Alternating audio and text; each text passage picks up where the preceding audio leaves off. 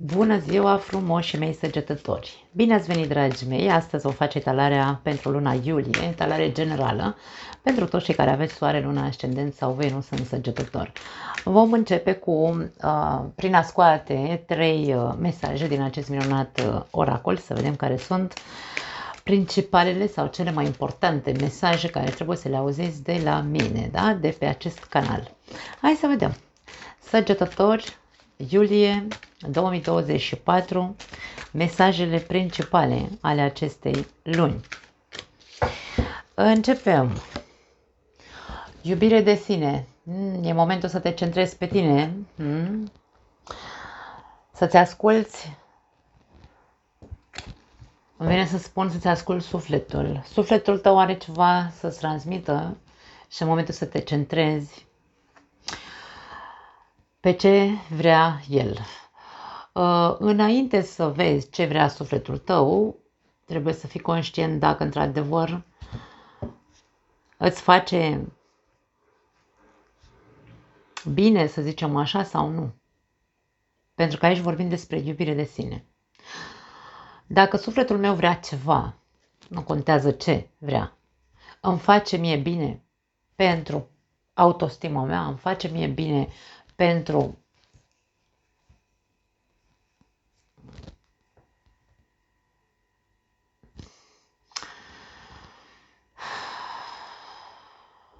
foarte interesant, că e ca și cum se insistă foarte mult aici, dacă într-adevăr îți face bine ce vrea sufletul tău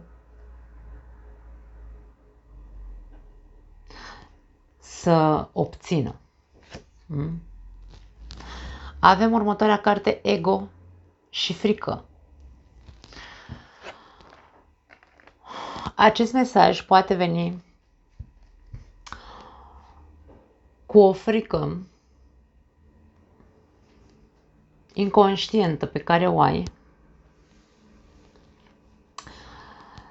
dar nu este frica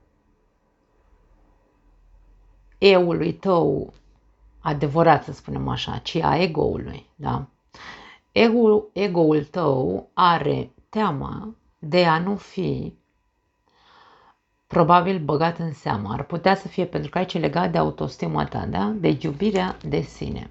Următoarea carte este empatia.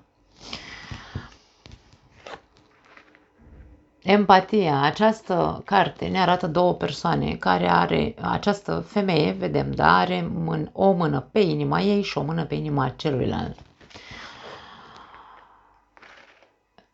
În principiu ne poate vorbi despre a empatiza cu celelalte persoane din jurul tău. Să nu neapărat să preiei ceea ce simte cealaltă persoană, ci a înțelege, îmi vine să spun, punctul de vedere al celuilalt. Vom vedea la ce se referă, da? Aici avem bucură-te, la capătul cărților. Mie vine să spun că luna iulie, indiferent ce s-ar întâmpla în viața ta și ce evenimente vor exista, tu trebuie să ai o energie de bucurie, o energie de deschidere. Mă deschid să mă bucur de tot ceea ce vine către mine. Chiar dacă ego-ului meu este frică, atenție, da? Deci aici ego-ul tău te ține într-o zonă obscură, îmi vine să spun, de nu neapărat teroare, ci de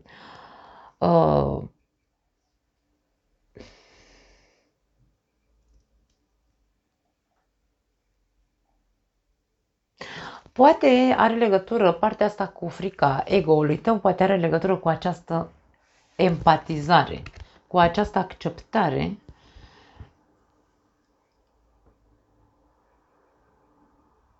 acceptarea a ceea ce celălalt simte. Centrarea, eu aș spune că în această perioadă este în a te bucura de tot ce vine către tine și în a avea iubire de sine, da? O bună iubire de sine. Ego-ul tău va încerca să-ți inducă foarte multe frici. Aș spune să nu-l asculți în principiu. Hai să vedem ce spune tarotul. De această dată, nu știu ce am de mă încurc la voi, atenție, nu știu, sunteți incoerenți și voi probabil, Um, În această etalare vom scoate cărțile pe față, da?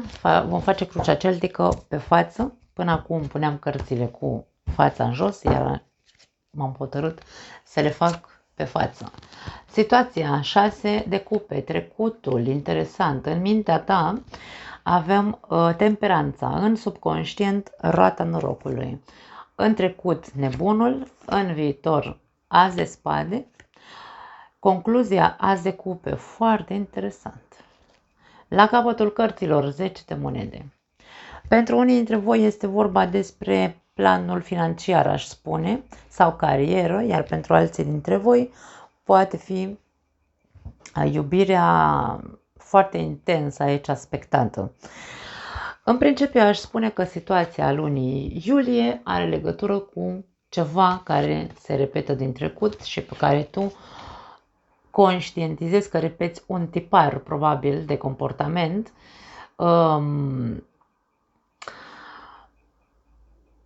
Îl conștientizezi și încerci să nu repeți anumite tipare. Cam asta îmi vine să spun în principiu. Acum, hai să luăm așa pe părți. 6 de cupe ca situație ne arată faptul că te gândești la trecut. Trecutul e destul de prezent în viața ta în luna iulie. Ori vorbim despre o persoană din trecut la care te gândești, din trecutul tău la care te gândești, îți este dor de această persoană, poate fi oricine, poate fi inclusiv un prieten din copilărie, da? Deci nu vorbim neapărat de iubire. Sau îți este dor de un anume eveniment din trecut.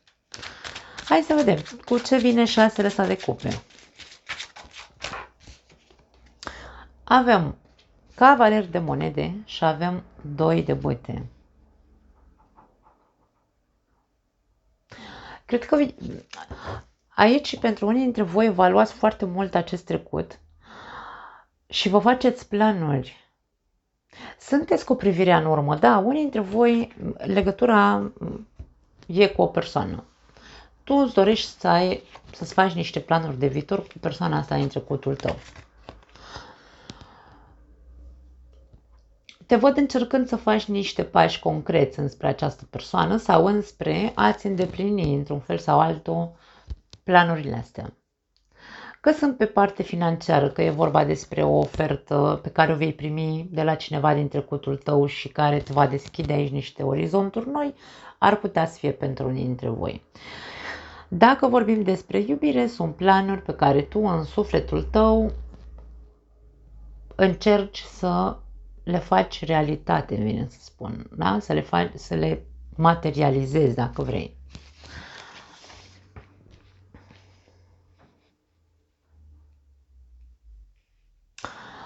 În capul tău avem temperanța. Temperanța este o carte a echilibrului, este o carte a calmității, este o carte a celui care știe cât să pună, da?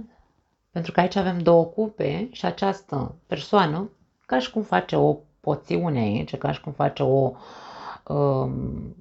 amestecătură de 2 energii. Apă și foc avem aici. E ca și cum tu știi să folosești anumite ingrediente și vei ști cum să le folosești, vei avea răbdarea necesară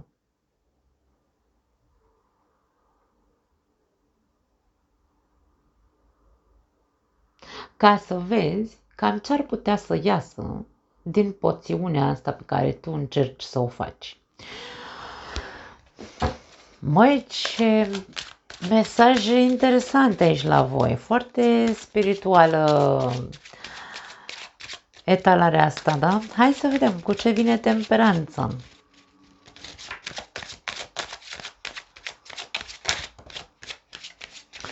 A sărit o carte, wow, Împăratul, foarte interesant, am luat cărțile invers, mai vreau o carte și îndrăgostiții. Pentru unii dintre voi, într-adevăr, este aici, săgetătorul își folosește toată puterea de concentrare, toată disciplina de care este capabil să rămână echilibrat în ceea ce privește o persoană. E ca și cum ești cu capul pe umeri, da? Sau cel puțin aici te străduiești să fii cu capul pe umeri, conștient la orice pas pe care vrei să-l faci în privința unei persoane. Dacă nu vorbim de iubire și vorbim de partea de finanțe, de exemplu, joburi și așa mai departe, putem să vorbim că în mintea ta aici există o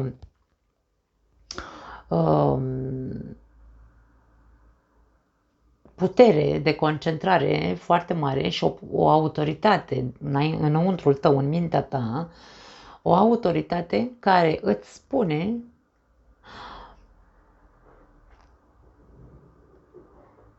care e cea mai bună alegere pentru tine. Mulți dintre voi aveți două drumuri în această perioadă pe plan financiar. Ori sunt două oferte, ori sunt, nu știu, ai un job și ți se mai oferă altul, îți mai iei un job, de exemplu, ar putea să fie, sau, nu știu, sunt două drumuri aici. Avem doi, avem îndrăgostiții și avem 6 de cupe care ne arată că una dintre oferte sau unul dintre joburi este unul din trecut sau este unul vechi.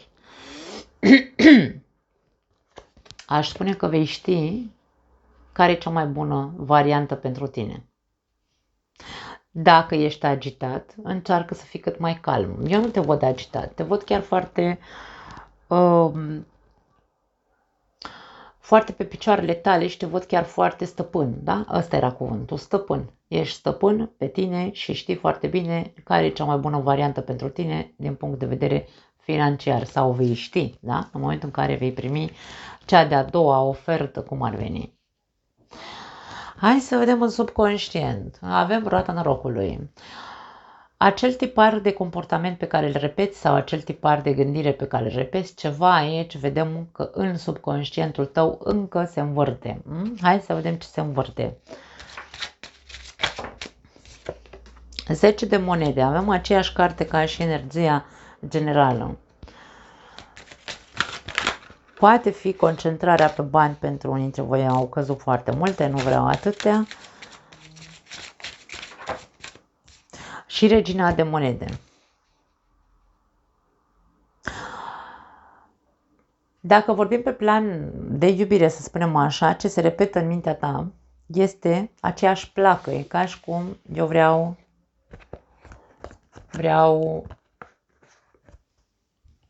o persoană, în cazul în care nu ai pe nimeni, de exemplu, da? Cei singuri. Vreau o persoană care să-mi demonstreze că poate să-mi ofere confortul pe care îl caut sau cu care să pot construi cot la cot. Pentru unii dintre voi. Pentru cei care aveți o relație, ar putea să fie aici faptul că se repetă o situație între tine și partenerul de viață, o situație care are legătură cu banii sau cu o investiție sau cu o casă, ar putea să fie pentru voi. Da? Pentru cei singuri e posibil, dragii mei, ca voi încă să fiți cu gândul la cineva din trecutul vostru, după cum am spus la început, în această lună iulie, și tu aș spune că nu e prima oară când te gândești foarte serios să dai o șansă să ierți această persoană, pentru că tu ai credința. Mie mi spun că tu ai credința, pentru că aici avem temperanța care te reprezintă, da? Săgetătorul este o persoană care, în momentul în care se instalează o credință, el este credința, în general, da? Energia săgetătorului este de credință, de speranță, de încredere și așa mai departe. Tu ai credința că este persoana cu care, sau este singura persoană serioasă pe care ai întâlnit-o vreodată și cu care tu vei putea construi. Și pentru alții dintre voi ar putea să fie și faptul că voi credeți că este persoana care, indiferent cât de mult ai fugit de ea, mereu se întoarce în viața ta. Există o ciclicitate între voi, dar este Aici este, mie vine să spun că e doar părerea ta, pentru că e partea ta subconștientă. Aici nu avem lucruri din exterior care se repetă, ci o gândire de genul ăsta. Tu crezi că această persoană este persoana care ți este scrisă să fie cu tine sau să construiască alături de tine. Acum, nu am indicii care să-mi spună că, într-adevăr, din partea acestei persoane e aceeași energie. Nu pot să spun asta. Pe partea financiară, unii dintre voi, dacă nu aveți un job, e posibil ca această ofertă, una dintre oferte, să fie de la un loc de muncă din trecut. Poate fi un loc de muncă la distanță, poate vorbim despre, nu știu, o altă țară sau vorbim despre o distanță destul de mare de unde tu locuiești, da? Să fie această ofertă. Te văd destul de, hai să spunem așa, încântat de această ofertă. Probabil că este ceea ce tu sperai, să primești această ofertă de la acea firmă la care ai lucrat cândva. Dacă nu vorbim despre trecut, putem să vorbim despre faptul că tu, în subconștientul tău, știi foarte bine cine ești, știi foarte bine ce putere de a produce bani ai. Putem să vorbim că unii dintre voi veți schimba cumva sau vă gândiți intens să schimbați felul în care vă câștigați banii. Dacă până acum n-ați fost pe propriile picioare, să zicem așa, ați muncit pentru cineva în luna iulie, probabil că începeți să vă gândiți și la varianta să deveniți independenți, să faceți ceva pe forțele proprii. E posibil ca unii dintre voi să încerce, cel puțin în minte, să construiască un plan de a deveni independent financiar prin a-și deschide o firmă, poate unii dintre voi, de ce nu, de construcții, pentru alții dintre voi o firmă de transport, de ce nu, cu rata norocului, sau imobiliare, ceva de genul ăsta ar putea să fie, da? Pentru alții dintre voi. Ceva ce ține de case, terenuri, palpabil, da? Cărămizi, ca să mă înțelegeți. Pentru că aici e ceva solid, ceva foarte solid, cu 10 de monede. 10 de monede este cartea casei și e posibil să vorbim, cum am zis, de cărămidă, da? Acum, da, am dat mai multe variante. În trecut avem acest nebun care ne arată că probabil pentru unii dintre voi vorbim despre irresponsabilitate, poate egoism, poate pur și simplu nu v-a mai interesat, e ca și cum, băi, eu trebuie să-mi văd de mine. Trebuie să-mi văd de mine aici cu nebunul. Nebunul nu mai vrea să care pe nimeni după el. Nici pe nimeni și nici niciun bagaj, da? A existat, cel puțin în ultimile 3 luni de zile, pentru unii dintre voi această energie de eliberare, ca și cum, băi, eu vreau să scap de toate poverile care le-am dus până acum. Și probabil că unii dintre voi ați reușit, dar alții nu, pentru că avem aici 6 de cupe. Hai să vedem la ce ai renunțat aici cu nebunul ăsta. Wow! 3 de bâte. Și pași de bâte. Nu aș spune că aici e vorba despre eliberare. Pentru unii dintre voi este mai repede figura sau energia, să spunem așa, energia impulsului, a riscului. V-ați asumat niște riscuri sau ați riscat fără să vă asumați acele riscuri în ceea ce privea viitorul. E ca și cum ați trăit o perioadă așa. Da, eu știu că poate nu sună tocmai interesant cuvântul flu-flu. Flu-flu e așa, ca prin apă, da? Ca rața prin apă a fost ultimile 3 luni de zile. Nu m-a mai interesat să mă uit, să văd dacă e bine ce fac, dacă, nu știu, m-am lăsat cumva așa dus de instinct. Aici avem foarte mult instinct, da? Și a fost o perioadă riscantă, vine să spun, în ceea ce privește viitorul. Atitudinea ta a fost una destul de, hai să zicem, irresponsabilă în ceea ce privește acest viitor. Ai fost destul de egoist, de individualist, că nu e rău, câteodată e foarte bine să fim egoiști, dragii mei, Dar nu văd nimic rău, ar putea doar să-ți fi împiedicat, să zicem așa, această energie, această atitudine a ta să-ți fie împiedicat de fapt să ajungi să-ți împlinești anumite planuri pe care tu le aveai pentru viitor. Da? Deci aici vedem că ceva, energia nu a fost tocmai în favoarea ta. Te-ai lăsat dus de val, nu te-ai concentrat. Pentru alții dintre voi, dacă ați început un nou capitol, a fost un capitol, aș spune, destul de incert, fără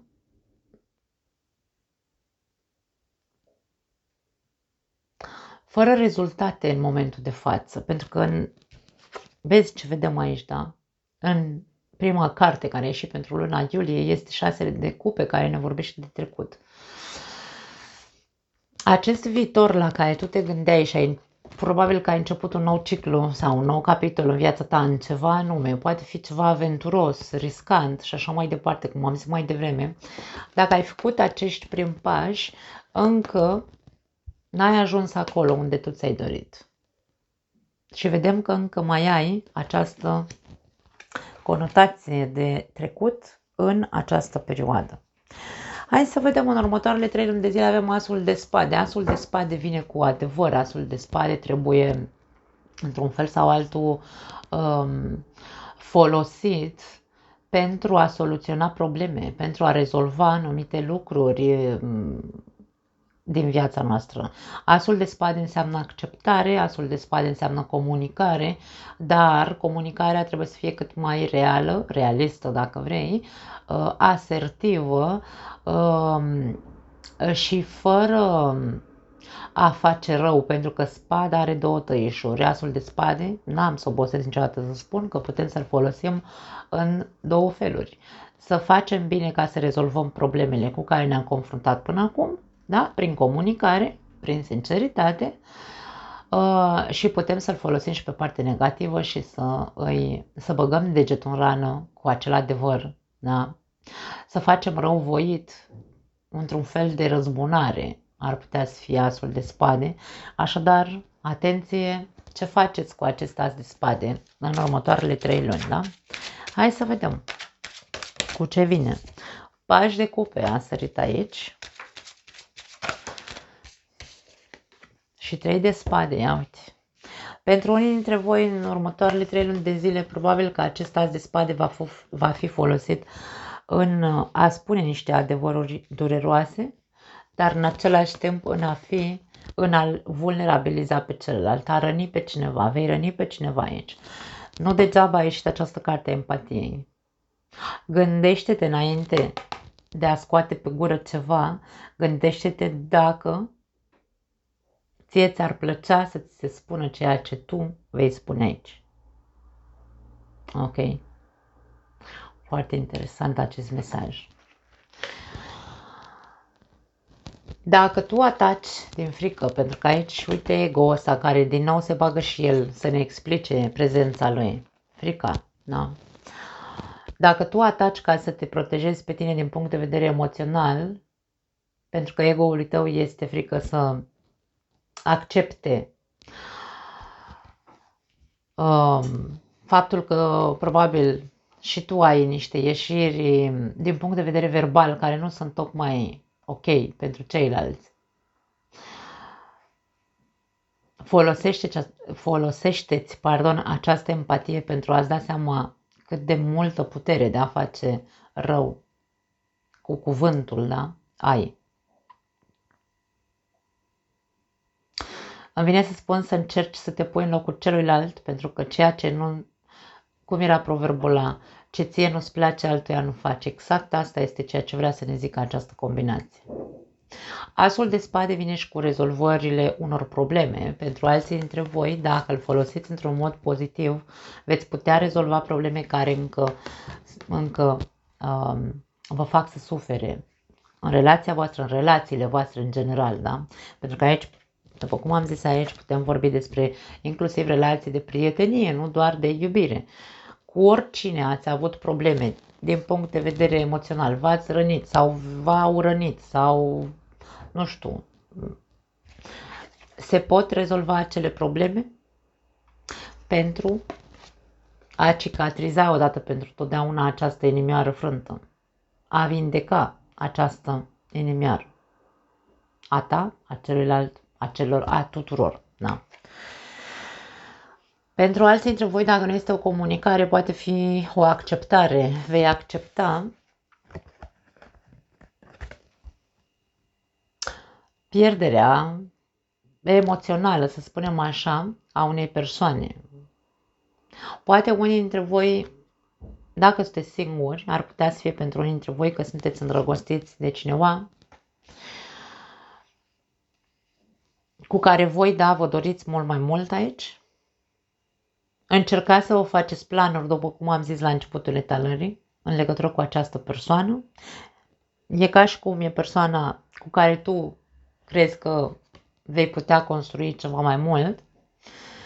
O cunoști pe această persoană, ai avut o legătură cu ea, poate ai avut o relație cu ea, nu neapărat relație, dar aici există cel puțin energia prieteniei între voi și aici vedem cum tu, cum am spus la început, vei încerca să faci cât un pas, să-ți duci la îndeplinire acest plan în legătură cu această persoană.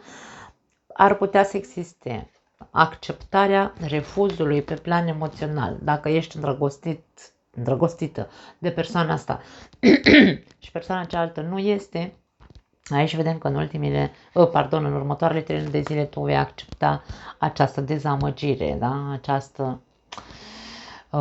Acest refuz, să spunem așa.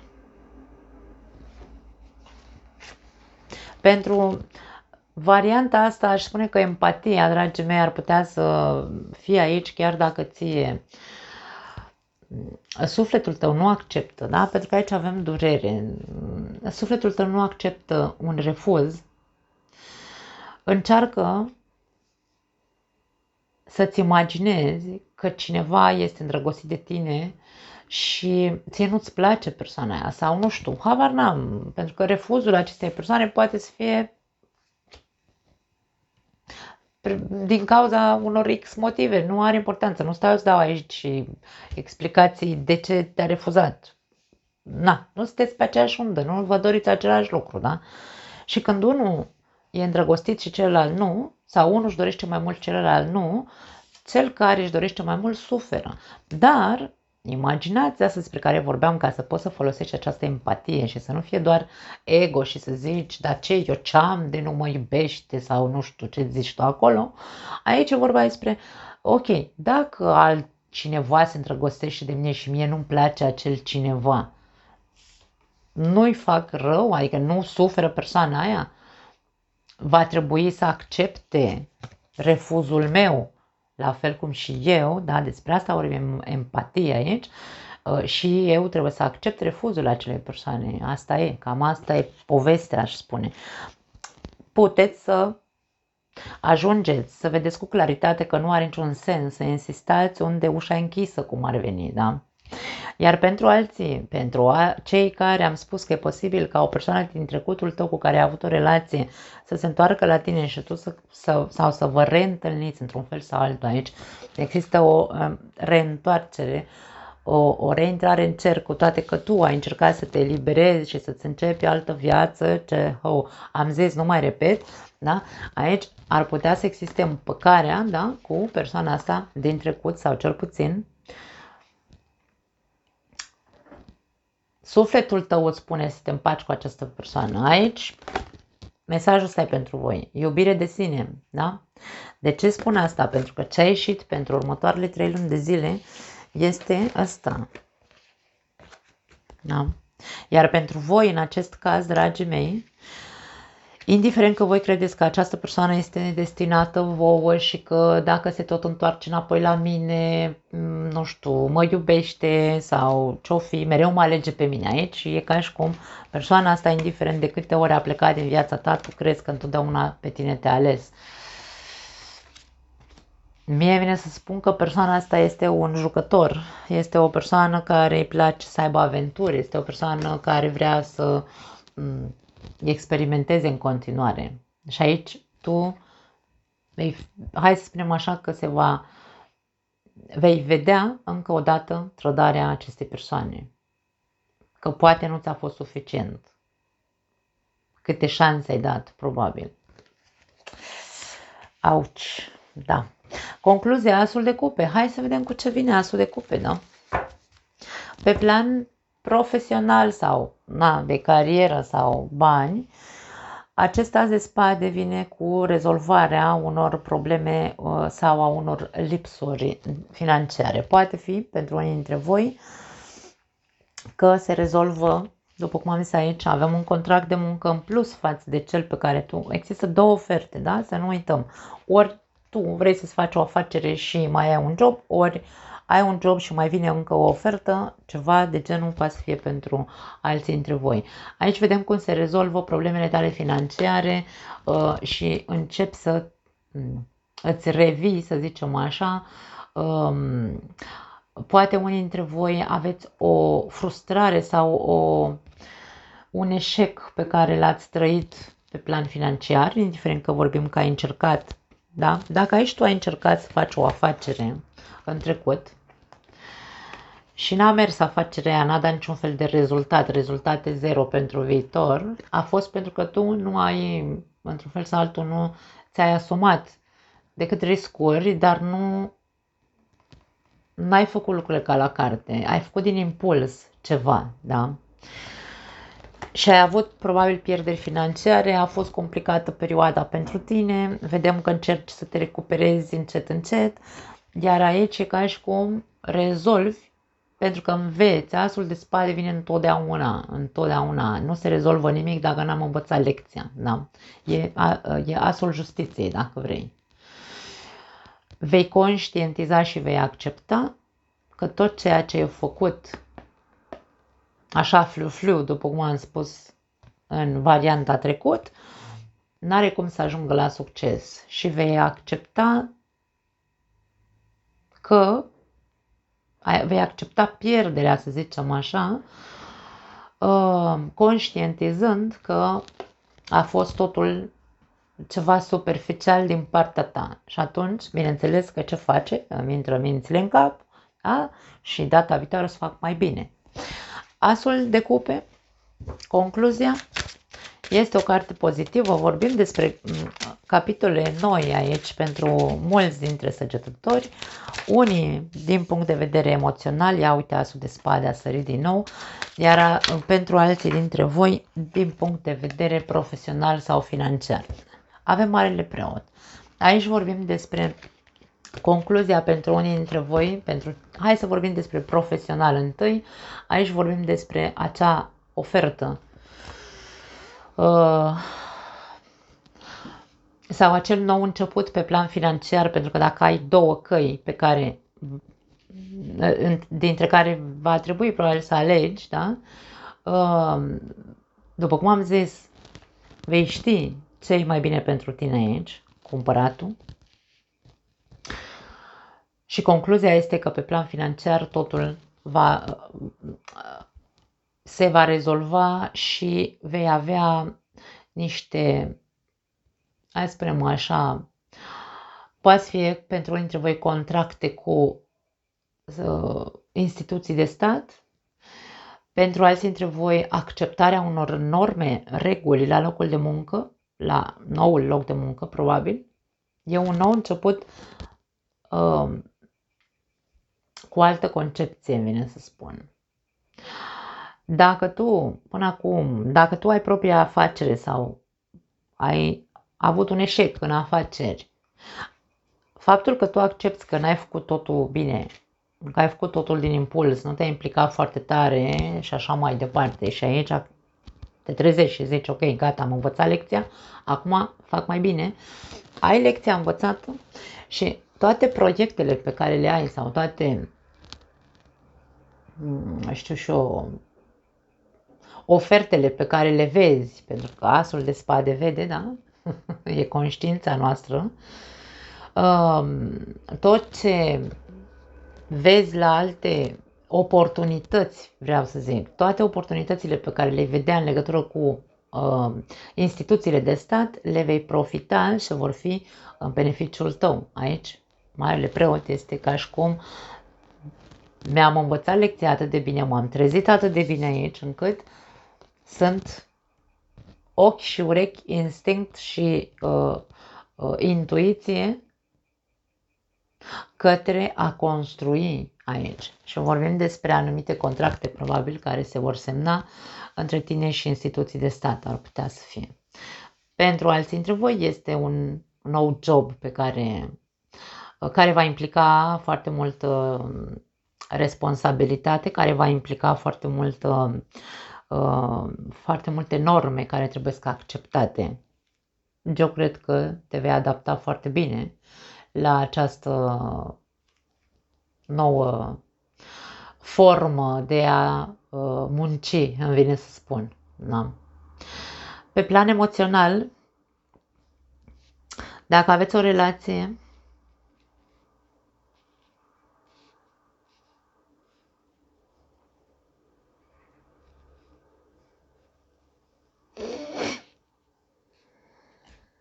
cred că veți clarifica anumite lucruri. Ori, cum am zis aici, că v-ați făcut rău reciproc sau, mă rog, tu ai suferit, celălalt a suferit, nu are importanță cine a suferit. Aici se vor rezolva niște lucruri. Depinde cum folosiți asul ăsta de spade, este cheia acestei talări pe plan emoțional, da? Dacă îl folosiți într-un mod negativ și veți continua aici să faceți rău și veți continua să băgați degetul în rană și nu empatizați cu celălalt, aici vedem că, într-un fel sau altul, relația va fi scoasă la tablă. Nu știu dacă e neapărat vorba despre singura soluție este să mergem la terapie de cuplu, dacă mai ținem la relația asta într-adevăr, sau poate fi varianta ca unul dintre părinții voștri să fie cel care vă bagă cumva mințile în cap și să vă facă să conștientizați că aveți o relație care a început cu iubire.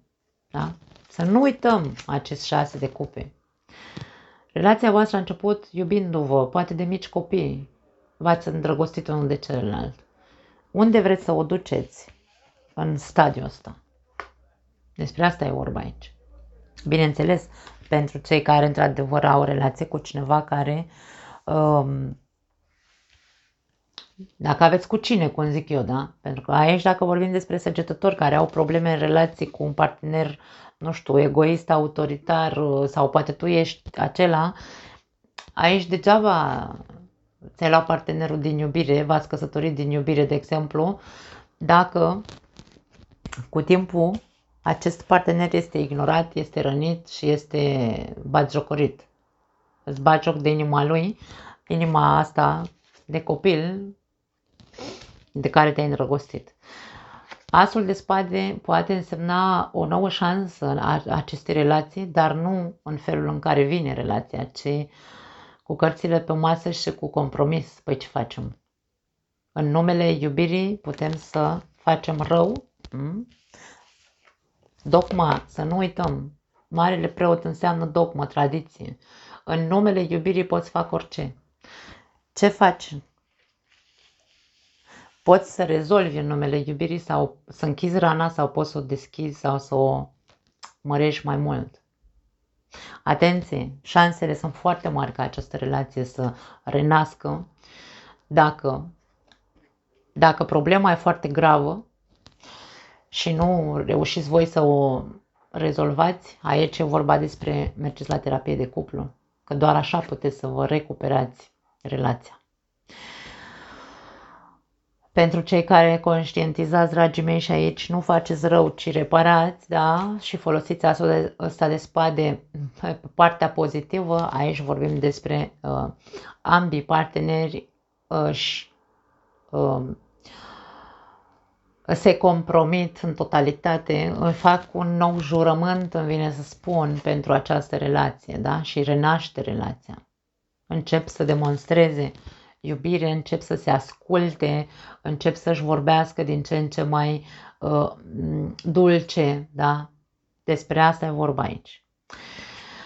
Dacă sunteți singuri, și aici vorbim despre acest caz cu persoanele care, nu știu, au speranța asta cu cineva în trecutul lor, aici vorbim despre acea dezamăgire despre care am spus mai devreme.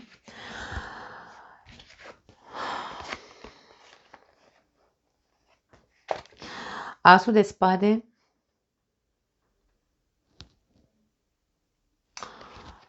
îl leg aici, n-am cum să nu leg, pardon, asul de cupe am vrut să zic, îl leg, n-am cum să nu leg de acest mesaj de iubire de sine. Dacă iubirea pe care eu o ofer celălalt care încă vrea să experimenteze și e așa, din floare în floare și eu tot accept să plece, să vină în viața mea când vrea el, da? Aici vorbim despre dacă tu dai tot ce e mai bun în tine celuilalt, asul de cupe, pardon, nu știu de ce tot zic, vrea să-mi atragă atenția asul de spade, vom trece la el imediat. Asul de cupe are această, ca și cum cupa asta dă pe din afară decât iubirea are în ea. Inima ta, dai tot ce ai mai bun în sufletul tău și aici iubirea față de tine unde e? Nu e, pentru că tot dai celuilalt, toată. Și în plus, în exces, acceptând ca această persoană să vină și să plece din viața ta când vrea el, când vrea ea. Da. Aici este, pentru voi este, concluzia este atâta timp cât tu vei da tot ce ai mai bun, sufletul tău îl vei da celuilalt, nu vei învăța lecția niciodată. Și vei continua să te învârți, să te învârți, să te învârți în aceeași roată, indiferent că vorbim despre faptul că vei accepta în continuare același tratament de la această persoană sau vei rupe într-un fel sau altul și vei fi autoritar și vei spune gata, eu nu mai vreau așa ceva pentru că eu am foarte multă iubire de oferit, merit să fiu iubit și așa mai departe. Te vei învârti, dacă nu înveți lecția să nu mai dai tot sufletul din tine, aici vorbim de faptul că tot timpul vei întâlni aceleași experiențe, doar că cu diferite persoane și vei repeta același tip de relații. Da? Deci aici lecția avem maestru, omul ăsta este maestrul tău care vrea să-ți arate că tu ai un tipar de comportament în care dai tot ce e mai bun în tine și ție nu-ți mai rămâne nimic. Și aici e vorba de învață lecția odată, ca să nu mai repeți același tip de relații. Da, dragii mei, foarte tare această etalare. Aveți probe, mie vine să spun. Vom vedea când vom face etalarea cu provocarea și surpriza lunii iulie, ce iese la voi, dar sunt probe. Este o lună în care săgetătorul trebuie să finalizeze niște etape sau o etapă în concret care o tot repetă.